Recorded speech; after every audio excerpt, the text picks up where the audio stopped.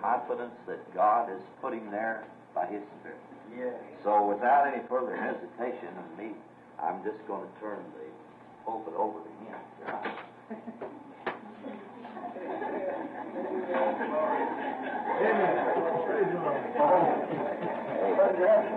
Shock.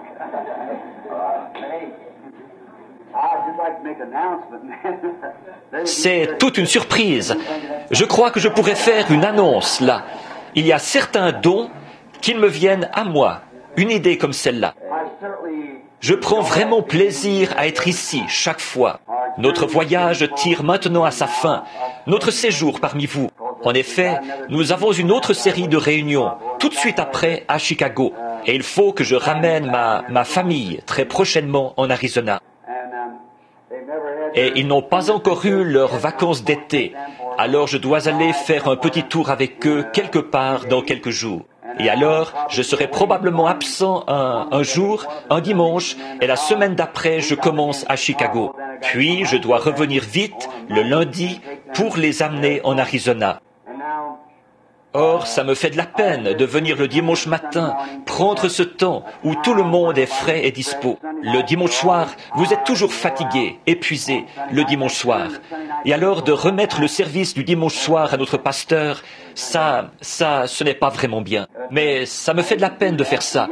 Par contre, le dimanche soir, ce que je ferai, le dimanche soir, quand j'ai un service le dimanche soir, alors je retiens les gens jusque tard. Beaucoup d'entre eux parcourent tout ce trajet depuis le sud et depuis le nord. Et parfois, ils roulent jour et nuit rien que pour arriver ici pour un seul service, puis s'en retourner. C'est pour ça que j'essaye de prendre le dimanche matin quand je suis là. Ça leur permet de s'en retourner. Des pèlerins loyaux et fidèles, comme je les aime. Ils roulent à travers la neige fondue, la pluie et tout, pour arriver ici. Ils traversent le pays, ils font des centaines de milles, rien que pour un seul petit service. Alors, ça m'amène à éprouver de la reconnaissance envers Dieu et envers ces gens-ci pour leur grand soutien, de ce que j'essaie de dire aux gens, de cette vérité. Or, je crois que ceci est la vérité, de tout mon cœur. S'il y avait quoi que ce soit d'autre, que je pensais être mieux, certainement que j'irais d'abord. Je ne demanderai à personne d'aller quelque part sans que moi-même j'y aille d'abord, pour savoir si c'est ce qu'il faut ou pas. Je ne demanderai à personne de faire un pas en Dieu que je n'ai déjà fait moi-même, et dont je ne sache que c'est la vérité. D'abord, il faut que ce soit la parole du Seigneur. Ensuite, je dois faire le pas pour voir si c'est bien ce qu'il faut faire. Puis, si c'est bien ce qu'il faut faire, alors je peux dire, montez par ici. Voyez-vous, il s'agit d'ouvrir la voie. Et alors, je pense que n'importe quel ministre devrait faire ça. Il devrait d'abord y aller lui-même. Il est censé être un conducteur des gens. Il ne doit pas parler d'une chose à laquelle il ne voudrait pas lui-même mettre la main. Nous devrions y aller, nous, les conducteurs des gens. Ce matin, j'ai eu une expérience très étrange, très bizarre, ici à la chaire. Et c'est arrivé vers la dernière partie du message. Je n'avais pas l'intention de dire ça de cette façon-là, voyez. Mais je suppose que c'est déjà dit, alors maintenant je ne peux plus rien y faire. Mais après, je suis arrivé à la maison. Je me suis mis à étudier ça. On a eu une petite réunion de famille aujourd'hui. Il n'y avait que mon frère et les autres. Maman n'est plus là. Nous avions l'habitude de nous réunir chez elle. Maintenant, nous allons chez Dolores. Nous avons passé des moments agréables là-bas, cet après-midi, à causer. Et Teddy était là. Nous avons chanté quelques chants. Il a joué quelques cantiques et tout ça. Maintenant, je pense que peut-être dimanche matin prochain, si le Seigneur le veut, si ça ne dérange pas frère Neville, là, je voudrais avoir un service de guérison, uniquement consacré à la guérison. Et je pense qu'avec le message de ce matin, la façon dont le Seigneur a semblé me conduire pour l'apporter, pour le présenter, ça devrait en quelque sorte nous encourager un peu, voyez-vous, à vraiment croire. Nous pouvons nous amuser, nous pouvons dire différentes choses et en parler. Mais alors, quand on en arrive à l'épreuve de force, là, c'est différent. Comme quelqu'un racontait, je crois que c'est mon frère, là au fond, qui racontait une petite histoire aujourd'hui au sujet d'un homme, d'un ministre et d'une personne de son assemblée. Il disait qu'il pouvait marcher sur un rondin. Il a dit, bien sûr, pasteur, le Seigneur est avec vous. Il a dit, je peux porter un rondin sur mon dos pendant que je traverse. Bien sûr, le Seigneur est avec vous. Il est allé et il l'a fait. Il a dit, je peux porter un rondin et pousser une brouette en traversant, les deux à la fois. Bien sûr, pasteur, le Seigneur est avec vous. Votre foi peut tout faire. Il a dit, je peux te mettre dans la brouette et porter le rondin. Il a dit, attendez une minute là, voyez. C'est différent quand vous y êtes impliqué vous-même, voyez. Alors, c'est très bien pour nous de dire ici, Amen. C'est très bien pour nous de dire, je crois que c'est vrai. Mais ensuite, passez à l'action. Vous devez passer à l'action. Comme je l'ai déclaré ce matin, les gens qui étaient couchés dans l'ombre de Pierre, ils ne demandaient même pas qu'on prie pour eux. Je suis entré dans beaucoup de maisons et j'ai observé ça. Je prie avant de partir et j'y entre avec l'onction, tout simplement. Je ne prie même pas pour les gens. Je repars et ils sont guéris. Voyez, c'est vrai. J'ai vu ça se produire tant de fois. Voyez, il faut que vous ayez un point d'appui pour votre foi, quelque part. Voyez, il faut que vous y croyiez. Et je crois que l'heure approche et elle est déjà là. Je suis conscient que ce service n'en est pas un où on enregistre. Il se pourrait qu'ils enregistrent une petite bande pour eux-mêmes, mais celle-là n'est pas destinée à faire le tour du pays. Ce dont je parlais ce matin nous amenait jusqu'à un point culminant. Et c'est pour ça que je vais consacrer dimanche prochain à un service de guérison. En effet, depuis que je suis rentré, je vous ai parlé des visions et de ce qui s'est produit et tout. Et j'ai développé là-dessus, vous exposant pourquoi j'ai fait toutes ces choses. Et puis, ce matin, j'ai continué à développer, jusqu'à en venir maintenant à ce dernier pool. Maintenant, c'est le moment où je dois me consacrer à Dieu, le moment où Dieu va me parler. Voyez-vous, je dois vraiment avoir un petit changement dans ma propre vie. Ce n'est pas que je sois mauvais, je ne pense pas ça, mais je veux me sentir un peu plus près des gens, voyez. Ces gens à qui j'ai essayé d'annoncer cette vérité de l'Évangile et qui tournent le dos, ils s'en éloignent et ils se moquent de cela. Or moi, je trouve que c'est une insulte. Envers moi, ça m'est égal. Mais quant aux choses que je dis, qui sont la vérité, pour essayer de leur venir en aide, c'est comme de pousser un bateau au large et de dire « Allez, le voici, traversez. Allez, sortez de ce courant tumultueux. Vous allez mourir. Vous allez périr là-bas. » Et ils se moquent de vous simplement, et ils s'éloignent. Eh bien, moi, s'ils s'éloignent, j'ai l'impression qu'il n'y a plus rien que je puisse faire à ce sujet. Voyez-vous, rien que je puisse faire. Mais maintenant, je veux descendre en vitesse sur la rive et les persuader. Revenez donc. Voyez-vous, il faut que j'aie ce sentiment-là, voyez-vous, parce que je sais qu'il y a quelqu'un là-bas qui n'est pas encore entré. Et je vais pêcher jusqu'à ce que, il a dit, jusqu'à ce que le dernier poisson ait été attrapé. C'est ça que je veux faire maintenant. Et pour ce faire, maintenant, je m'attends à ce que quelque chose se produise dans une réunion de prière. Quelque chose, beaucoup d'entre vous se souviennent de la vision du dernier pool, de ce troisième pool, plutôt. Vous vous souvenez, quelque chose s'était produit juste avant. J'ai vu venir cette lumière et elle est descendue dans cet endroit-là. Et il a dit, je te rencontrerai là. Maintenant, je m'attends à ce que quelque chose se produise. Il y a bien des années, ici, les services et le discernement m'affaiblissaient tellement que j'en titubais. Beaucoup d'entre vous se souviennent de ça. Je me retrouvais dans cet état-là. Il fallait que frère Jack Moore me prenne par le bras et que frère Brown me prenne par l'autre bras et qu'il me fasse marcher de long large dans la rue pendant 1 heure après le service. Et tout simplement, ce qui m'arrivait, j'essayais de réfléchir, de voir où j'étais et ce qui se passait. Ensuite, toute la nuit, je restais étendu là, à repenser à tout ça, à sangloter et tout, à me demander pourquoi il n'avait pas accepté notre Seigneur Jésus. Puis il m'a dit dans une vision, à un moment donné, tu rencontreras une dame. Elle viendra vers toi vêtue d'un tailleur brun et elle portera un petit bébé dans une couverture. À partir de ce moment-là, tu auras de la force pour supporter avec plus d'endurance. Eh bien, je vous avais dit tout ça. C'est à Chicago que ça s'est produit. Le soir où la petite dame presbytérienne, son propre pasteur l'avait envoyée là-bas avec le bébé. Et je crois que son frère à lui, ou l'un des siens, était un médecin. Il a dit, il n'y a plus d'espoir pour ce bébé, à moins que le Dieu Tout-Puissant le touche. Elle est allée le dire à son pasteur. Le pasteur a dit, je ne suis pas apte, il a dit, à exploiter la guérison divine, parce que je n'ai pas ça en moi, la foi qu'il faut pour le faire. Or ça, c'est être honnête à ce sujet, voyez. Il a dit, je n'ai pas vraiment ça en moi. Il a dit, par contre, j'ai été à l'une des réunions de Frère Branham, et je te conseillerais d'amener ce bébé à Frère Branham. Le médecin l'avait condamné et il se mourait.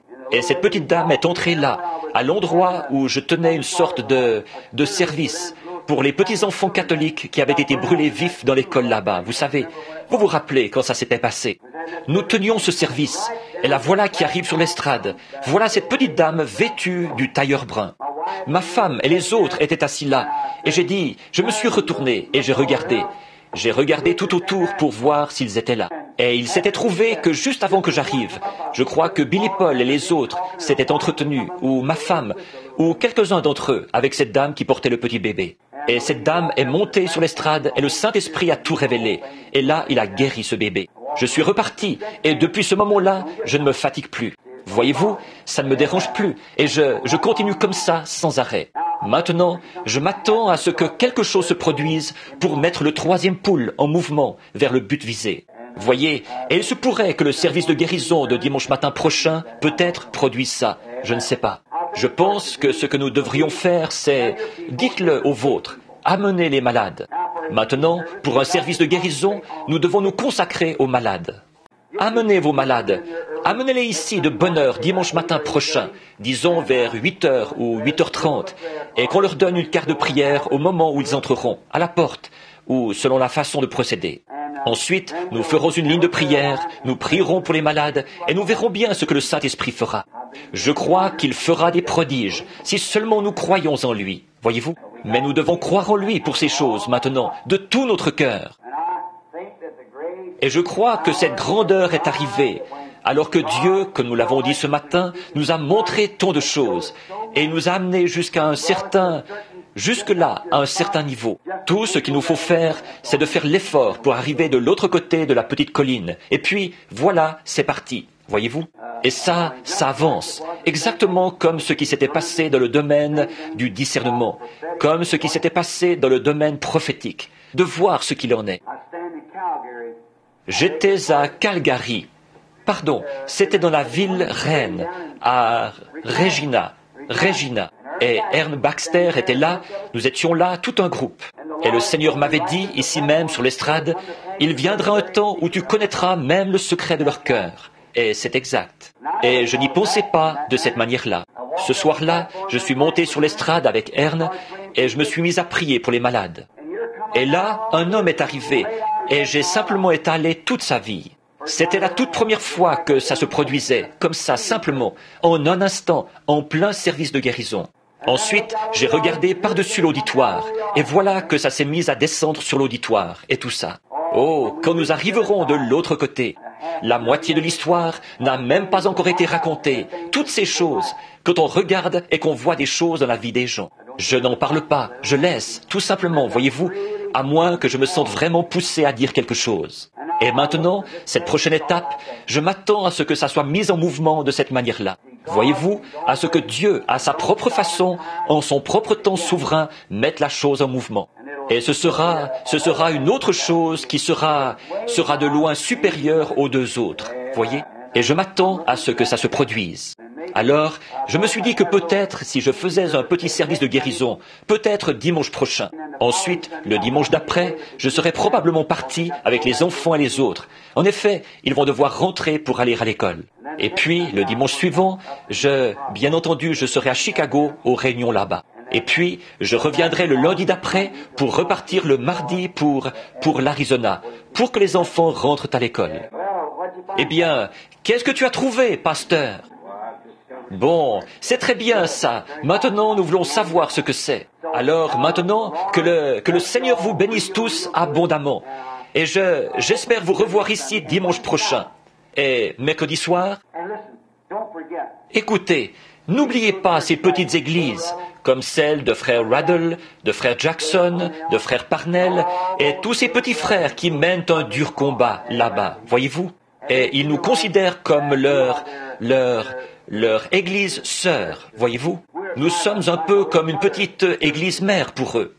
C'est d'ici qu'ils sont nés, qu'ils sont sortis, des pasteurs et ainsi de suite. Et ce jeune homme ici derrière, le frère, je l'ai rencontré l'autre soir là-bas, Allen, le jeune frère Allen. J'espère que frère Collins, ici, fera connaissance avec frère Allen, s'il ne le connaît pas. Ils sont tous les deux ministres méthodistes, et ils ont vu la vérité de la parole. Et l'organisation de l'église méthodiste, il y a un groupe de gens très bien dans l'église méthodiste. N'allez pas penser qu'ils ne le sont pas, ils le sont. Il y a un groupe de gens très bien dans l'église catholique. Il y a un groupe de gens très bien dans l'église presbytérienne, et dans tous ces endroits-là. Ce sont des hommes et des femmes qui attendent de voir briller cette lumière sur leur sentier. Continuez seulement à faire briller la lumière dans l'humilité, la douceur. Rapprochons-nous tous de Dieu en nous humiliant. Voyez, n'oubliez pas ceci, ce tabernacle perdra sa force. Souvenez-vous que cet endroit est la cible sur laquelle Satan a braqué tous les fusils de l'enfer. Il poussera une personne à faire quelque chose qui est contraire à ce que l'autre pense. C'est ça qu'il fait, c'est ça qu'il mijote, c'est son affaire. S'il peut amener quelqu'un à dire quelque chose, quelqu'un à parler de quelqu'un d'autre, à dire « Hé, écoute, est-ce que tu sais ce qu'un tel a fait ?» N'écoutez pas ça, n'écoutez pas ça du tout, c'est le diable. Voyez-vous, c'est Satan. N'allez pas croire ça. S'il y a quelque chose que quelqu'un a fait qui n'était pas bien, priez pour eux. Ne priez pas d'une manière égoïste en disant « Je sais que c'est mon devoir, je dois prier pour ce frère ». Prenez à cœur, vraiment à cœur, de prier pour cette sœur. Et parlez simplement, soyez très gentils. Et à un moment donné, vous les verrez vite revenir au culte. Voyez ? Parce que, après tout, nous nous dirigeons vers le coucher du soleil. Le Seigneur Jésus va venir un de ces jours. Et vous savez, je pense que ça se fera tellement soudainement et tellement doucement, tellement qu'il y aura 100 pour 1/100 du 100% du monde entier qui n'en saura rien, quand l'enlèvement aura lieu. Ça se fera tellement silencieusement que personne n'en saura rien, voyez. Et il y aura évidemment les petits groupes qui diront « Eh bien, alors, un tel. Oh, on dit qu'il y a une bande de fanatiques là-bas. On dit qu'un groupe a disparu de là-bas. Et ce n'est pas vrai. Ils sont seulement partis quelque part. Nous en avons déjà vu de ce genre de fanatisme, voyez-vous. Eh bien, on dit que ce petit tabernacle, un endroit qui s'appelle Jeffersonville, il y a tant de membres parmi eux qui ont disparu. Voyez-vous, ils rejettent ça. Ils diront « Oh, il n'y a rien de vrai là-dedans. » Voyez-vous, comme ça. Et ce sera du passé, mais ils n'en sauront rien. Ils viendront d'un bout à l'autre du pays. Ceux qui sont morts en Christ ressusciteront premièrement. L'enlèvement aura lieu, l'Église sera emmenée à la maison. Ensuite, la tribulation commencera. Et, oh là là, nous ne voulons pas être ici pendant cette période-là. Je ne veux pas être ici pendant la tribulation. Non, que Dieu nous en préserve, qu'aucun de nous ne soit ici pendant cette période-là. Parce que celui qui est souillé se souille encore. Celui qui est saint se sanctifie encore. Le juste pratique encore la justice. Il n'y a pas... L'agneau s'était avancé avec son livre de la rédemption et l'épouse a été enlevée. Ceux qui avaient rejeté cela doivent passer par une période de tribulation, aussi bien les Juifs que les gens des nations. Quel temps de tribulation! Je ne veux pas ça. Seigneur, sanctifie-moi maintenant. Voilà une bonne doctrine nazaréenne, n'est-ce pas? Et c'est bien vrai, c'est exact. Remplis-moi maintenant de ton Saint-Esprit, Seigneur. Enlève de moi tout ce qui est du monde, maintenant, Seigneur. Ne permets pas que nous, comme le disait ce vieux frère de couleur, « Monsieur, j'ai mon billet dans ma main, il est déjà poinçonné. Quand j'arriverai au fleuve ce matin-là, je ne veux pas avoir d'ennui. » Donc, c'est à peu près ça. Je ne veux pas avoir d'ennui. Tenez votre billet dans votre main, parce que nous allons traverser. Pensez-y un peu. Le grand moment de la rédemption est proche. Et maintenant, une autre chose. Le frère, il s'appelle comment déjà, celui d'Utica, là? Je pense que c'est frère Graham, et un autre frère qui est là, comme pasteur. Un certain frère Shanks, ou quelque chose comme ça, ou Sink. C'est frère Snelling qui est le pasteur, tout seul. C'est frère Snelling qui est le pasteur à Utica maintenant. Je crois que leur réunion de prière, c'est le jeudi soir. Alors, vous savez, ce serait très gentil si nous allions là-bas jeudi soir. Passer un petit moment de communion fraternelle avec nos frères. Voyez? Et puis, quand frère Jackson, quand il a ses réunions, si nous allions là-bas ensemble, un petit groupe d'entre nous, continuez seulement à prier, continuez à creuser. Oui, n'arrêtez pas. Tout comme quand Élie leur avait parlé, qu'il avait dit, creusez des fosses là-bas. Quand vous vous y mettez et que vous rencontrez une vieille boîte en fer blanc, vous dites, je suis trop fatigué, jetez ça hors du chemin et continuez à creuser. Voyez? Continuez seulement à creuser, parce qu'il faut que nous creusions. Il faut absolument que nous creusions. Un point, c'est tout. En effet, si vous comptez éviter la tribulation, vous feriez mieux de vous mettre à creuser. Maintenant, pour ma part, là, je me prêche à moi-même. Je vais me mettre à creuser plus en profondeur que jamais auparavant. Parce que j'ai comme l'impression que, dans ce pays et dans le monde entier, ce ministère-ci va de nouveau, alors qu'il est connu maintenant à peu près partout dans le monde. Je dois repartir. Ma femme m'a dit, l'autre matin je disais, je voudrais que tu m'accompagnes quand je partirai. Je vais partir vers le mois de janvier, si le Seigneur le veut. Je voudrais faire une tournée mondiale, à travers le monde entier. Revenir et peut-être faire des services aux États-Unis dans le courant de l'été prochain. Et elle a dit, je suis trop vieille pour y aller. Eh bien, j'ai dit, moi, j'y suis allé il y a environ, mon dernier voyage outre-mer, environ 8 ans. Et j'estime que je suis en meilleure condition maintenant qu'il y a 8 ans. Tu sais, tu vois, maintenant, je m'y connais plus. Ensuite, nous avons abordé ce sujet-ci.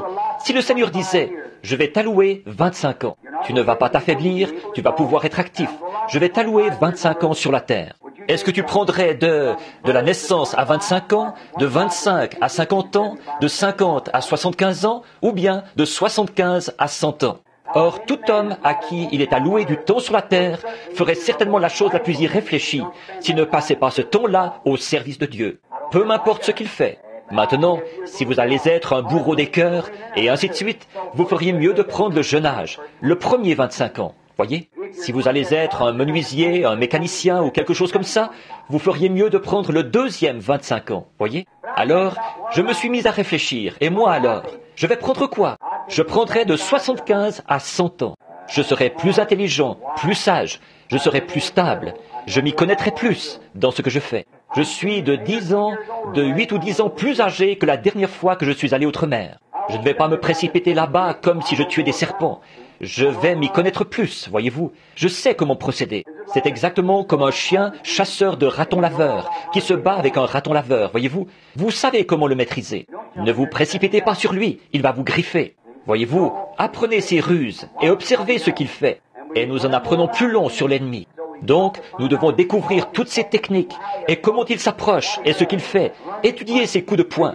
Alors, vous avez la formation qu'il faut pour l'attaquer. Voyez-vous?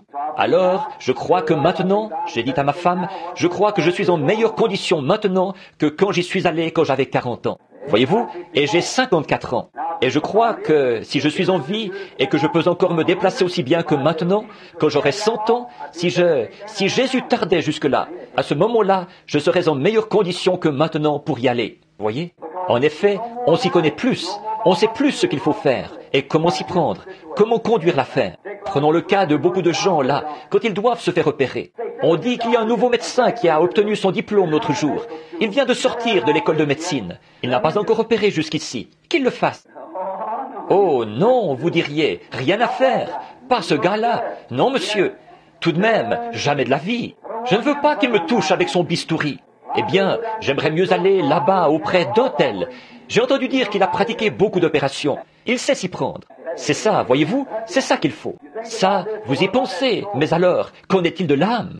Je tiens à ce que ce soit quelqu'un qui sait où il se tient et qui connaît le chemin, qu'il a déjà parcouru. Oh oui, que le Seigneur vous bénisse. Très bien, Frère Neville, viens maintenant. Que Dieu bénisse Frère Neville. N'oubliez pas, là, dimanche prochain.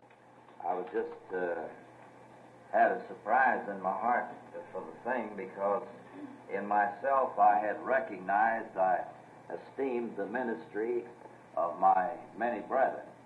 Outside of there, before Brother Branham come, I said, now, I don't know is he a minister tonight. I was talking to Dr.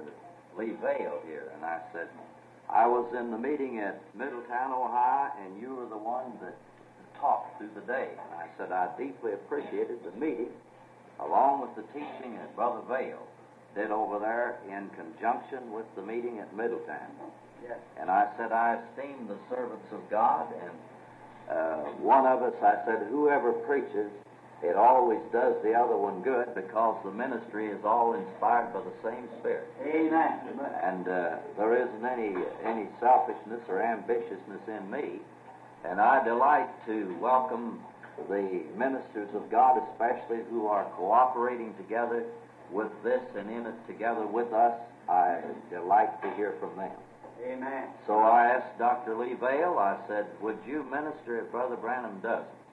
Now, Brother Branham didn't, he might have known this. No, I didn't say anything. Non, je n'étais pas au courant. Je n'aurais pas parlé aussi longtemps. And so I asked Brother Vale tonight if he would minister for us in case that Brother Branham didn't, because he's associated with him in the meetings, and he knows about the way, this way, and we're glad to have Brother Vale. I appreciate him and respect him as well as I do any of the other ministers, and like I do all the others, and so if he will come tonight and speak for us, I'd be delighted to have him to do it. God bless, and let's pray for Brother Vale. Some of you have never heard him, and I trust that you'll pray for him.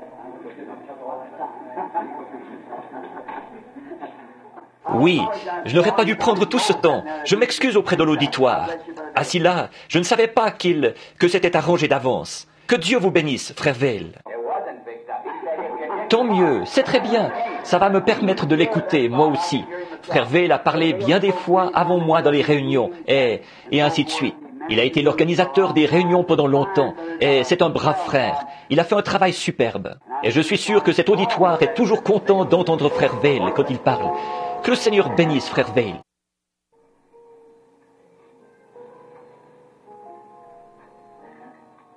Il a dit tant de choses que je ne pourrais rien ajouter pour améliorer ça. Et je crois vraiment que c'est le Seigneur qui a manœuvré ça pour que frère Vale apporte ce message-là, après celui de ce matin. En effet, voyez-vous, il faut que ça fonctionne comme ça. Nous acceptons ça comme venu de Dieu. Là, il a dit tant de choses. J'ai déjà 20 prédications de noter ici, en ce moment, ce qu'il a dit. Il m'est venu à l'idée une petite illustration pour appuyer ce qu'il a dit. Nous regardons cette montre-là pour voir l'heure qu'il est. Si tous les instruments de cette montre n'œuvrent pas en coordination l'un avec l'autre, nous ne saurons jamais quelle est l'heure exacte. Pas vrai? De même, il faut que nous tous ensemble, si nous voulons voir le troisième poule vraiment accomplir quelque chose pour Dieu, il faut œuvrer tous ensemble, en coordination, nous humilier devant Dieu et confesser nos fautes et prier et croire en Dieu pour ces choses.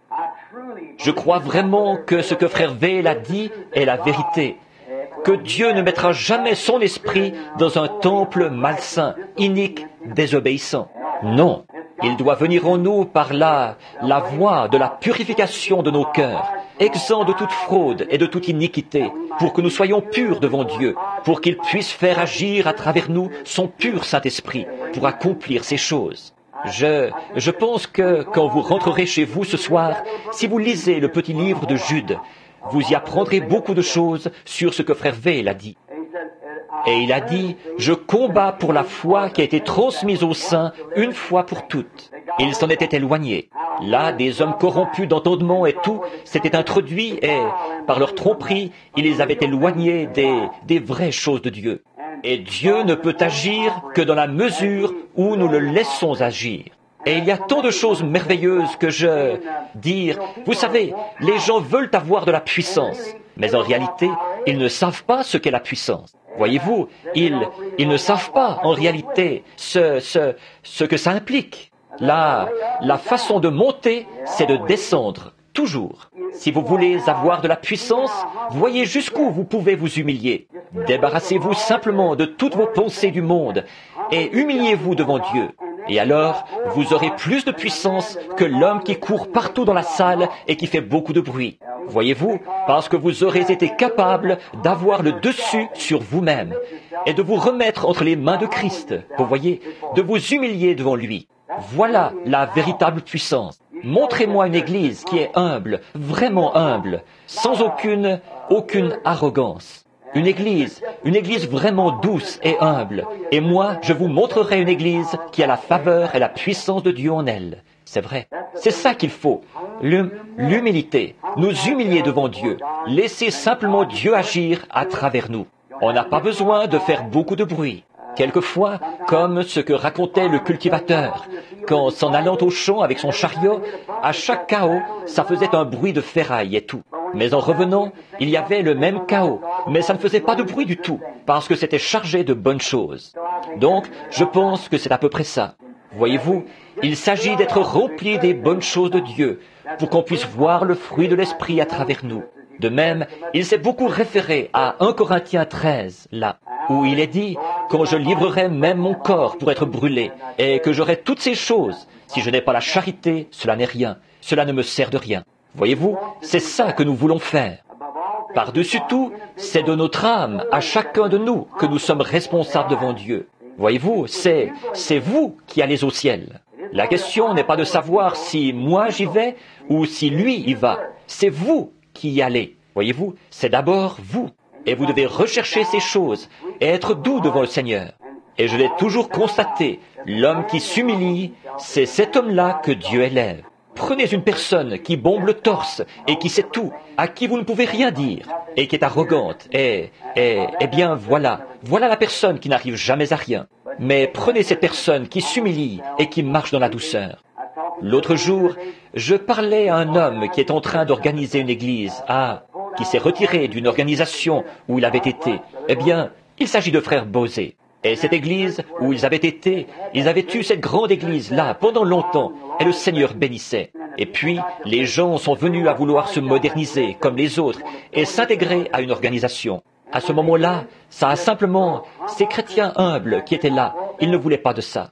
Toute leur vie, ils avaient reçu un enseignement contraire à ça. Alors, ils sont partis. Maintenant, ils ont un groupe, et le Seigneur les a bénis, au point qu'ils vont maintenant de nouveau s'installer dans un grand bâtiment. Une église qui peut accueillir environ 4 à 5 000 personnes, là, et ils recommencent. Et ils sont venus me voir, ils disaient, « Frère Branham, nous étions assis là dans le bureau de l'église l'autre jour. » Et ils disaient, l'un des conducteurs, frère Carlson, et les autres, ils disaient, « Qu'est-ce que nous devons faire ?» J'ai dit, trouvez un berger, un homme qui n'est réputé dans aucune dénomination, qui est simplement un très bon frère, véritable, doux, humble, qui mène la vie qu'il faut. Dieu s'occupera du reste, voyez-vous. J'ai dit, un bon pasteur, qui va simplement nourrir les brebis, et être humble et tout. Dieu fera le reste. Si vous, pas un gros je sais tout qui va venir là, qui va mettre ceci en ordre, et ceci doit être comme ceci, et tout chambarder. J'ai dit, ça ne marchera jamais. Vous venez d'en arriver là. C'est ça. Toutes les pièces dans l'église doivent œuvrer ensemble. Et vous devez continuer à jouer votre rôle. Pour qu'on puisse voir à quelle heure nous vivons. Nous sommes peut-être plus proches que nous le pensons. Donc, nous aimons frère Veil, n'est-ce pas? Que le Seigneur vous bénisse, frère Veil. Merci. Et nous remercions le Seigneur de nous avoir apporté ce grand message ce soir. Et j'ai reçu une note il y a quelques minutes. Une sœur, il y a quelque chose qu'elle voulait raconter, qu'elle a vu en songe. Si vous voulez bien me l'écrire, sœur, il lui a déjà donné des songes qui ont été tout à fait vrais. Nous n'acceptons pas tous les songes. Non, non.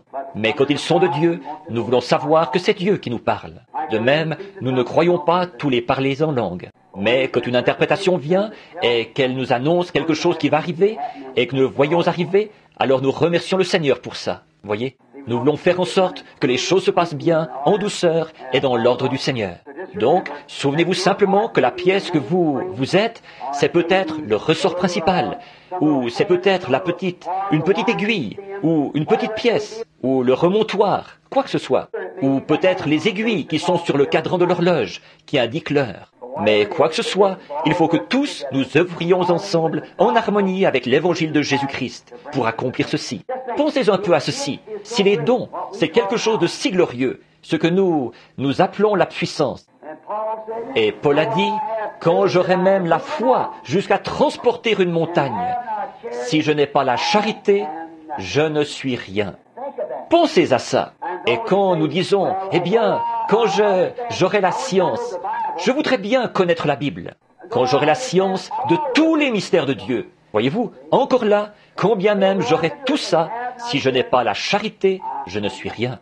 Voyez-vous, je ne suis encore arrivé à rien. Voyez-vous, l'essentiel, c'est d'aimer Dieu et avec ça, de vous humilier. Maintenant, certainement qu'après toutes ces années passées sur le champ de travail et dans le monde entier, et après avoir vu différents peuples, je devrais en savoir un petit peu au sujet de la porte par laquelle entrer. Alors, si vous voulez arriver quelque part avec Dieu, ne laissez jamais un esprit arrogant venir autour de vous. Ne laissez entrer aucune méchanceté en vous. Peu importe ce que qui que ce soit peut faire, même si cette personne a tort, ne développez jamais un complexe contre elle. Voyez? Soyez doux et gentils. Souvenez-vous, Dieu vous a aimé alors que vous étiez dans le péché. Et si l'Esprit de Dieu est en vous, vous aimez l'autre personne alors qu'elle est dans l'erreur. Voyez-vous? Priez simplement pour eux et aimez-vous les uns les autres. Par-dessus tout, aimez Dieu et aimez-vous les uns les autres. Et soyez humbles envers Dieu et les uns envers les autres. Et Dieu nous bénira. Qui sait ce qu'il fera? D'habitude, quand une église commence à grandir en nombre et à devenir un peu plus grande ou quelque chose comme ça, alors on s'éloigne de ce qui est authentique, de la chose authentique. Savez-vous ce qui a accompli ces choses? Quand j'en étais à mes débuts et que le Seigneur m'était apparu sur la rivière et qu'il m'avait dit ça, et Frère V, il a vu ça, je crois, dans un journal au Canada, il y a bien des années. Quand l'ange du Seigneur était apparu, là-bas sur la rivière, ça avait été transmis par la presse associée. Une lumière mystique apparaît au-dessus d'un ministre pendant qu'il baptise. Et savez-vous ce qui a produit ça?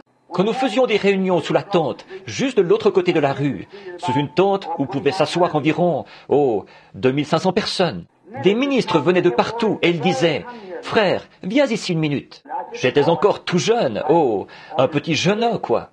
Et il disait, comment fais-tu pour garder ces gens-là d'un même accord? Ils s'aiment les uns les autres au point que je n'ai jamais vu des gens qui s'aiment comme ça. C'est le Seigneur, ça. C'est ce sur quoi cette Église a été établie, de l'amour fraternel saint les uns pour les autres. Je les ai même vus se serrer la main les uns les autres au moment de quitter un lieu. Ils pleuraient comme des enfants parce qu'il fallait qu'ils se séparent. Ils s'aimaient tellement les uns les autres. Je pouvais aller en visite chez eux et parfois la Bible était ouverte, tachée de larmes. J'arrivais là le soir et des pères et des mères étaient rassemblés avec leurs petits autour d'eux, par terre, agenouillés là. Des pères et des mères à genoux, à pleurer et à prier. Je restais debout à la porte et j'attendais. Et ils n'arrêtaient pas de prier. Je m'asseyais sur le perron et je me mettais à prier, moi aussi, pendant que je les attendais. Voyez-vous? Et c'était comme ça. Et ils s'aimaient les uns les autres. Ils s'aimaient les uns les autres. Nous avions l'habitude de nous lever et de chanter ce vieux cantique. Béni soit le lien qui nous unit en Christ. Le saint amour, l'amour divin que verse en nous l'Esprit. Si nous devons bientôt quitter ces lieux bénis, nous nous retrouverons là-haut pour toujours réunis. Je dis ceci avec une grande joie dans mon cœur, pour Christ. Beaucoup d'entre eux dorment aux alentours d'ici, dans des tombes marquées ce soir. Ils attendent cette grande résurrection où nous serons de nouveau réunis. Que cet esprit ne quitte jamais ce lieu. Si un jour cela arrive, alors peu m'importe, votre pasteur aura beau être très éloquent, il aura beau apporter très bien la parole de Dieu, l'Esprit de Dieu aura été attristé, il s'en sera allé, voyez. Quand nous pourrons tout partager dans la communion fraternelle, avoir tout en commun et nous aimer les uns les autres, alors Dieu œuvrera avec nous. Alors nous indiquons-leur de sorte que les gens qui viendront, ils diront, si vous voulez voir une église qui est vraiment humble, une église qui aime vraiment Dieu, allez faire un tour au tabernacle là-bas une fois et observez. Voyez la sollicitude qu'ils ont les uns pour les autres, le respect. Pendant qu'on prêche l'évangile, comme ils sont respectueux, comme tout est en ordre. Oui, alors on pourra regarder et voir à quelle heure nous vivons. Verrez l'Esprit de Dieu se mouvoir parmi nous. Il se fera de grands signes et de grands prodiges et tout. Si toute la chose œuvre ensemble, elle indique l'heure. Mais si elle n'œuvre pas comme ça, alors le temps s'arrête. Elle n'indiquera plus l'heure.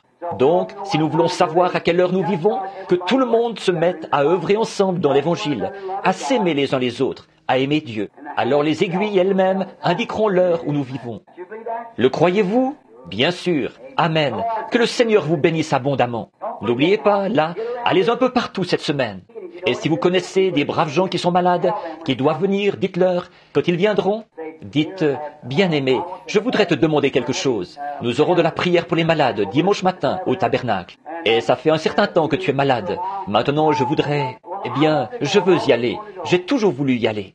Maintenant, j'ai entendu un message dimanche soir d'un frère là, comme quoi nous devons confesser nos fautes les uns aux autres et prier les uns pour les autres pour que nous soyons guéris. Jacques 5, 14, 13, 14, 15, vois-tu?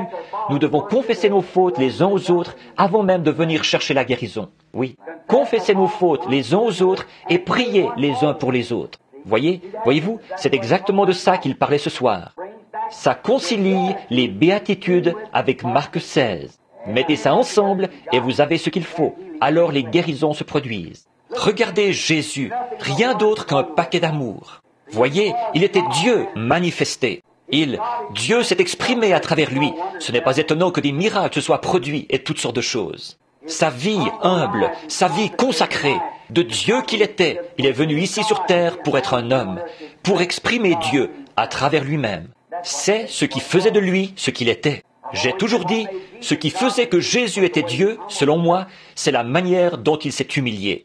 Il était tellement grand, et pourtant, il a pu être tellement petit. Voyez, c'est vrai. Que le Seigneur vous bénisse beaucoup. Maintenant, levons-nous pour terminer la réunion. Essayons donc celui-là. Il se peut que vous ne le connaissiez pas, sœur. Ce chant « Béni soit le lien qui nous unit ». Chantons-le une fois. Le voulez-vous? Donnez-nous la note.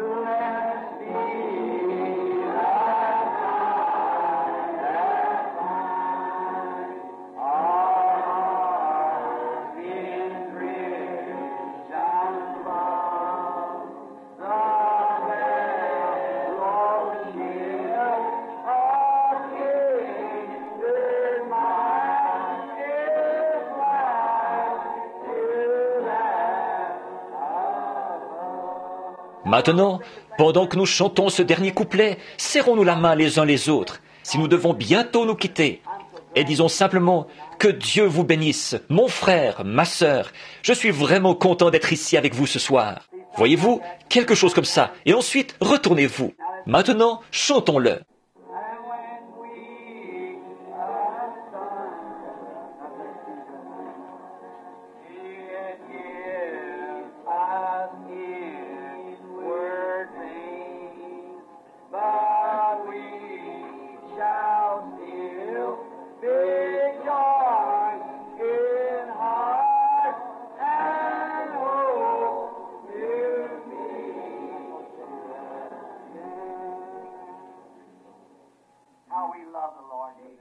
Comme nous aimons le Seigneur Jésus, n'est-ce pas? Comme...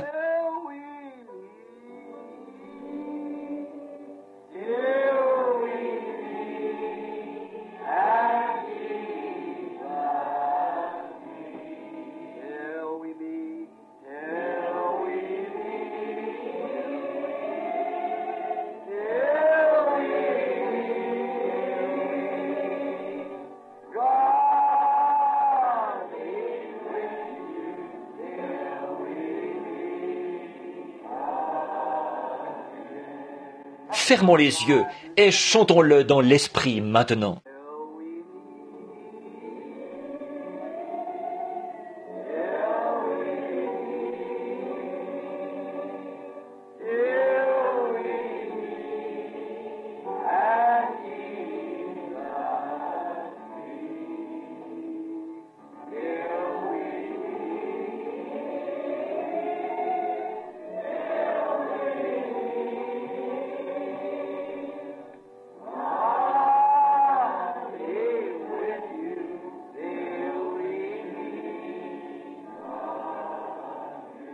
Maintenant, pendant que nous avons la tête inclinée, nous sommes simplement des enfants de Dieu. Fredonnons-le.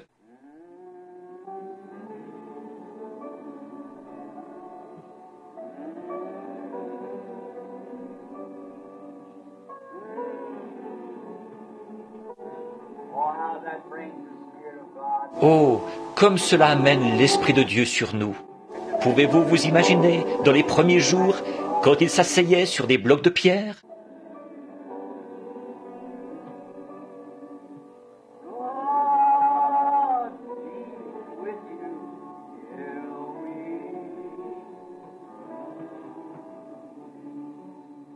Alors que nous avons la tête inclinée, je vais demander si frère Allen, là au fond, un nouveau frère parmi nous, s'il veut bien terminer la réunion par un mot de prière. Frère Allen.